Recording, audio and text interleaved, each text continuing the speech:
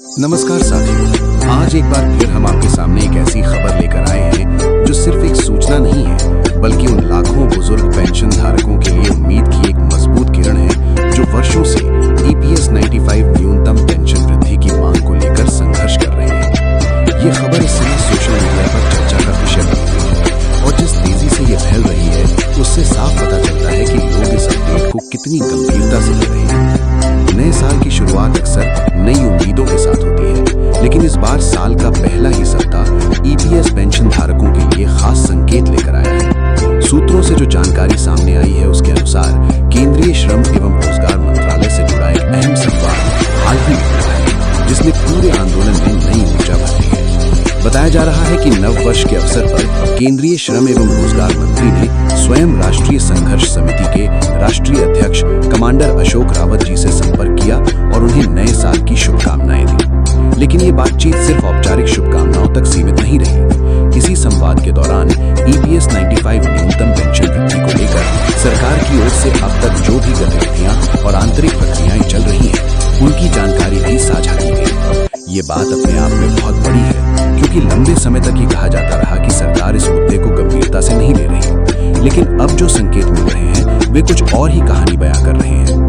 इतना ही नहीं, आंद्रे खाने से ये भी खबर आ रही है कि बजट सत्र से पहले श्रम एवं रोजगार मंत्री मनसुख मंडाविया जी और राष्ट्रीय संघर्ष समिति के बीच एक अहम बैठक प्रस्तावित है। इस बैठक में कमांडर अशोक रावत जी के साथ उनकी पूरी टीम मौजूद रह सकती है। ये बैठक इसलिए भी महत्वपूर्ण मानी जा रही है क्योंकि बजट सत्र से पहले होने वाली चर्चाओं का सीधा असर आने वाले फैसलों पर पड़ता है। अब जरा रुककर सोचिए, क्या ये सब अचानक हो रहा है? क्या ये केवल संयोग है या फिर ये उस लंबे संघर्ष का परिणाम है जो आपने, हमने और लाखों पेंशन धारकों ने मिलकर खड़ा किया है? साथियों, हाल के महीनों में हमने कई बार ये भी सुना कि कुछ लोग थक चुके हैं। कई जूम मीटिंग्स में बुजुर्गों ने खुलकर कहा कि हम वर्षों से आंदोलन कर रहे हैं, लेकिन अभी तक हमें वो परिणाम नहीं मिला जिसकी हमें उम्मीद थी। ये भावना गलत नहीं है, ये थकान स्वाभाविक है, लेकिन आज की ये स्थिति हमें ये याद दिलाती है कि संघर्ष का असर धीरे धीरे दिखता है, अचानक नहीं। अगर ये आंदोलन कमजोर होता तो क्या आज केंद्रीय मंत्री फोन करते?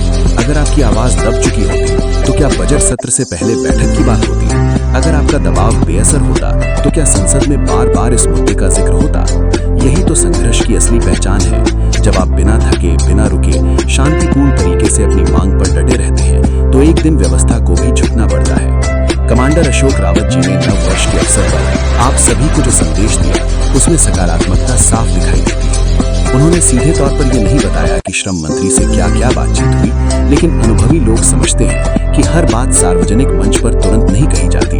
कई बार रणनीतिक कारणों से कुछ बातें समय आने पर ही सामने लाई जाती हैं। पिछले लोकसभा सत्र के दौरान आपने ये भी देखा कि किस तरह कमांडर अशोक रावत जी और उनकी टीम ने दिल्ली में लगातार डेरा जमाए रखा। ठंड, थकान और उम्र की सीमाओं के बावजूद वे संसद सत्र के दौरान लगातार सक्रिय रहे। सांसदों से मुलाकात, मंत्रालयों के चक्कर, ज्ञापन, मीडिया से संवाद, ये सब एक दो दिन का काम नहीं होता। ये आंदोलन सिर्फ एक व्यक्ति का नहीं है, ये एक सामूहिक प्रयास है। वीरेंद्र सिंह राजावत जी, राजीव भटनागर जी, रमेश बहुगुणा जी, सरिता ताई और ऐसे न जाने कितने साथी हैं जो अलग अलग राज्यों में रहकर इस आंदोलन को मजबूत कर रहे हैं। नाम सभी के याद रखना मुश्किल हो सकता है, लेकिन योगदान किसी का भी छोटा नहीं है। अब सवाल उठता है कि आगे का रास्ता क्या है? क्या ये बैठक वास्तव में होगी? अगर होगी तो क्या उसमें कोई ठोस नतीजा निकलेगा? और क्या सरकार इस बार कोई स्पष्ट निर्णय लेगी? साथियों, इन सवालों का जवाब अभी किसी के पास निश्चित रूप से नहीं है, लेकिन जो माहौल बन रहा है वो निश्चित रूप से पहले से बेहतर है। सूत्रों के अनुसार सरकार ये समझ चुकी है कि EPS 95 पेंशन सिर्फ आंकड़ों का विषय नहीं है।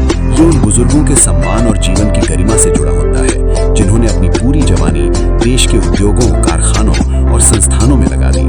कई लोग ये भी कहते हैं कि सभाएं करने से क्या होता है, दिल्ली जाकर क्या हासिल होता है, लेकिन जरा पीछे मुड़कर देखिए।